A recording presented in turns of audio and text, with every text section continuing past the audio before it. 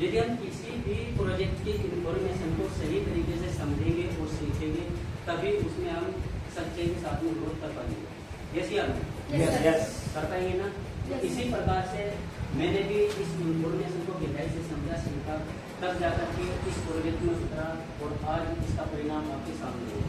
इसी प्रकार से धीरे धीरे हम मिलकर के बड़ी ग्रोथ कर सकते हैं।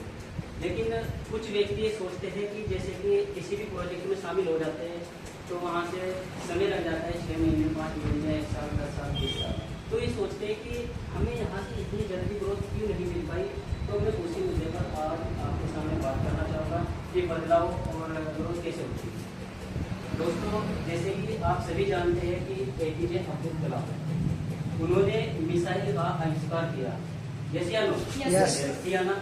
लेकिन कभी किसी ने ये जानने की कोशिश नहीं की कि उन्होंने जो मिसाइल का आविष्कार किया था उसमें कितना समय लगा, कितना संघर्ष लगा और कितना पैसा लगा। ये हुआ होगा ना, ठीक है। और जबकि सभी जानते हैं कि उनके पास एक जिम्मेवारी भी थी।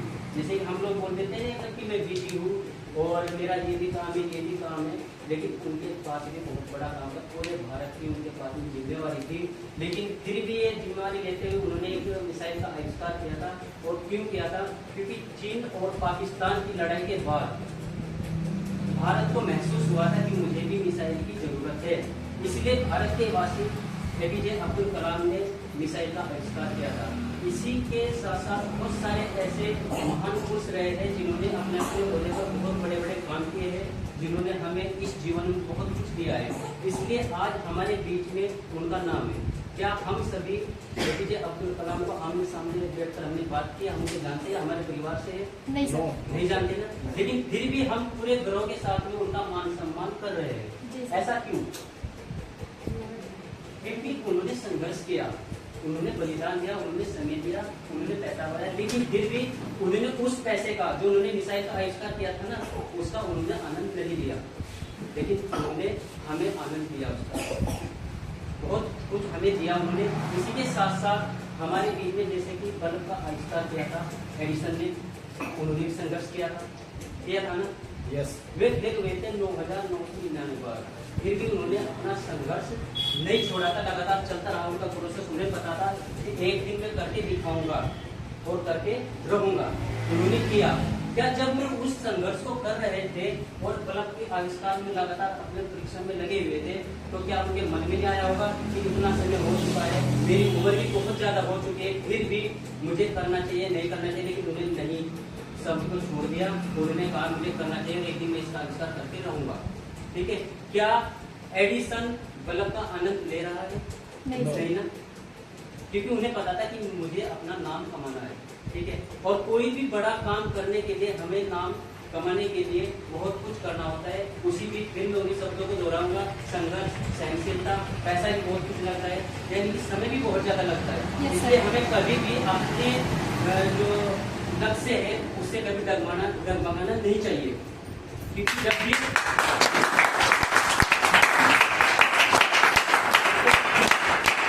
कामयाबी होती है तभी हमारे पास में बहुत सारी कठिनाई आती है। जब भी आपके पास कठिनाई आए, कोई भी पानी के लिए लक्ष्य, तो ये समझ लो कि आपकी कामयाबी आपके आसपास है। ठीक है।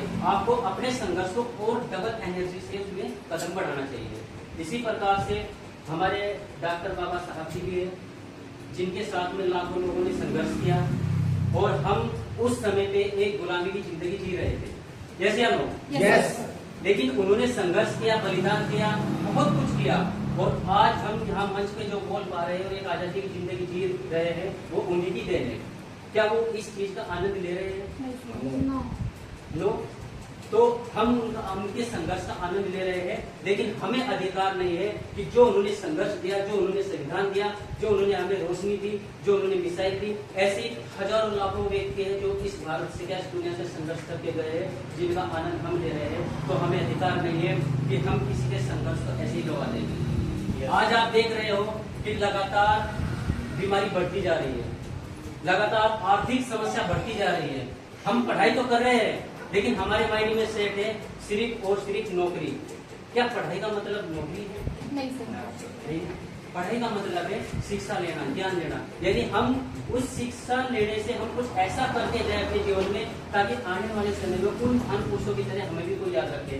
वरना मरने के 3 दिन बाद घर वाले भूल जाते हैं तो दुनिया तो क्या याद रखेगी।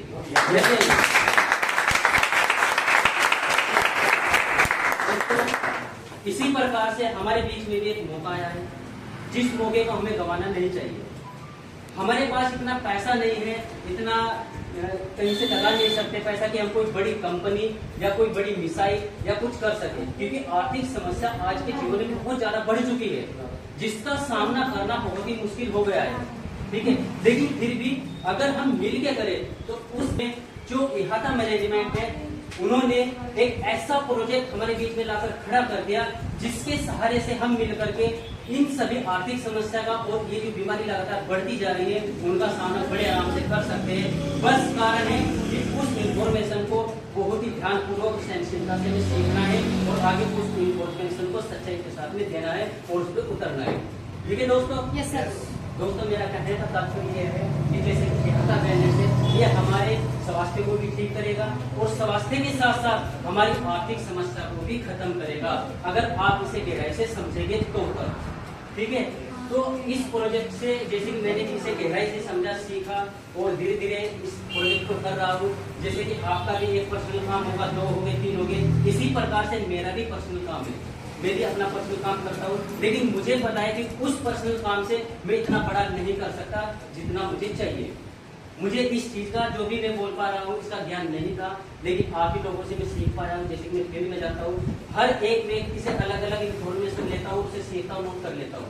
ठीक है, और